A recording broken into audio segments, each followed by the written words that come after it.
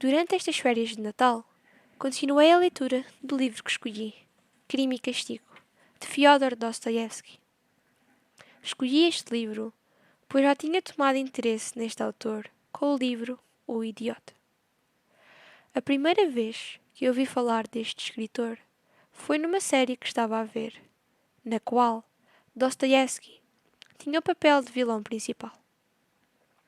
A sua personagem captou a minha atenção e, portanto, decidi investigar um pouco sobre ele.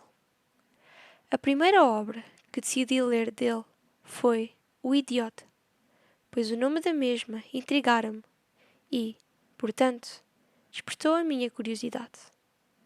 Ao ler o primeiro capítulo, apaixonei-me de imediato pela forma de escrita do autor. A maneira como descrevia o novembro frio, a viagem de comboio para São Petersburgo, as conversas entre as personagens. Era tudo muito bom para não ler mais. Então, comecei logo a planear como continuar a minha aventura pelos livros de Dostoiévski. Isso leva-nos para o início da leitura de Crime e Castigo.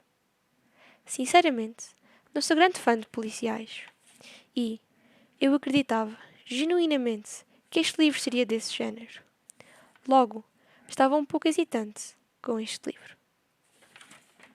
Mas, qual não foi o meu espanto quando o livro era afinal um drama psicológico, excedendo assim as minhas expectativas. De alguma forma, identifiquei-me um pouco com o personagem principal, Raskolnikov, pela maneira como, logo no início da narrativa, se mostra que o personagem é muito afetado pelas pequenas ações mundanas das pessoas, na sua cabeça, repensando-as num problema maior do que realmente são. Esta minha empatia foi desaparecendo ao longo da narrativa, como se foi mostrando os pensamentos distorcidos da personagem. Sendo um bom exemplo, a parte em que o mesmo, enquanto fala com a sua irmã sobre o crime que cometeu, diz: "Crime? Que crime?", mostrando que ele acredita que o que fez está mais próximo de um ato heroico em prol da humanidade do que um dito cujo crime. Apesar disto, continuo a achar muito interessante a história e o seu desenrolar. Uma coisa que eu adoro fazer neste género de livros é colocar-me no lugar das personagens e imaginar o que as leva a tomar as suas decisões e se naquelas situações eu faria o mesmo ou tomaria um caminho diferente, desviando-me da história inicial, tornando a minha leitura um pouco mais entusiasmante.